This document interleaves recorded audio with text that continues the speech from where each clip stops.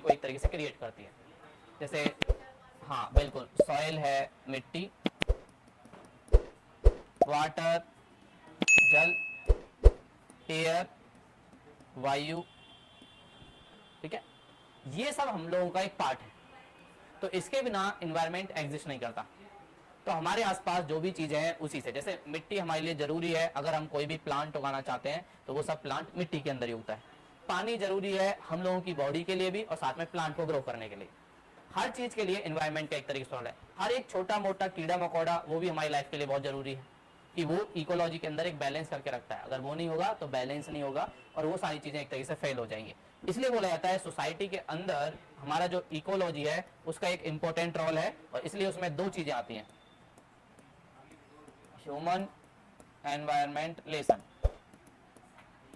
मतलब मानव का और एनवायरमेंट का रिलेशन कैसा है। जैसे स्टार्टिंग में जब हम लोग ट्राइबल थे, जंगल में रहते थे, उस टाइम क्या था, हम लोगों के पास ये कैपेबिलिटी नहीं थी कि हम एनवायरमेंट को चेंज कर सकें, क्योंकि हम लोगों के पास टेक्नोलॉजी नहीं थी। तो ह्यूमन बीइंग को ट्राइबल दुनिया में गवर्न करता था एनवायरमेंट। और हम लोगों को डर लगता था, ज्यादा बारिश हो गई तो डर लगता था, इंद्र देवता नाराज हो गए लगे हमसे।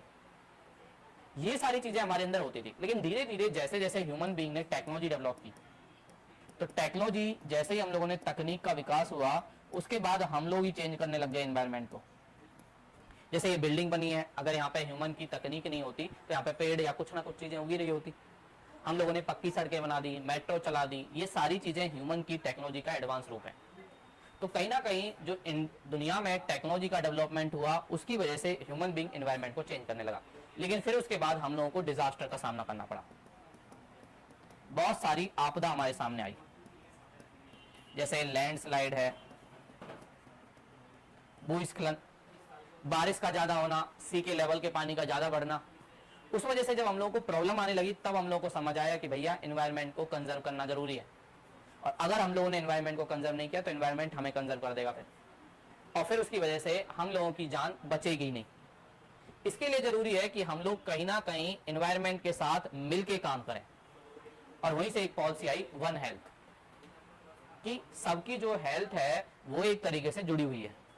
और यहाँ सबकी हेल्थ का मतलब ह्यूमन बीइंग की हेल्थ, एनिमल हेल्थ, कोई भी जानवर जो आपके आसपास है, और साथ में एनवायरमेंट है। अगर हम इन सारी चीजों का ध्यान रखते हैं तो हमें एक चीज पता चलेगा, किसी भी चीज को एक दूसरे से जुदा नहीं कर सकते।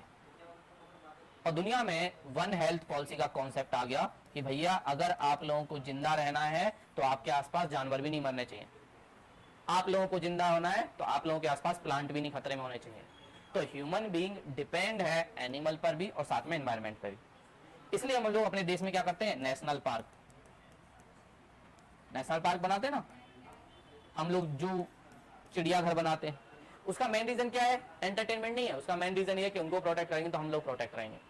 क्योंकि सोचो, अगर प्लांट ही नहीं होगा तो हम लोगों को ऑक्सीजन नहीं मिलेगी, और ऑक्सीजन ही नहीं मिलेगी तो हम लोग बचेंगे।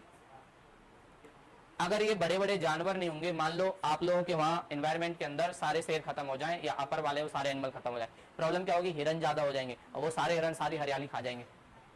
और अगर ये सारी हरी हरी चीजें खा गए तो उससे हम लोगों को नुकसान नहीं होगा लॉन्ग टर्म में। इसलिए इकोलॉजी के अंदर ये सब बैलेंस बनाने के लिए हम लोग वन हेल्थ पॉलिसी पे ध्यान दे रहे हैं।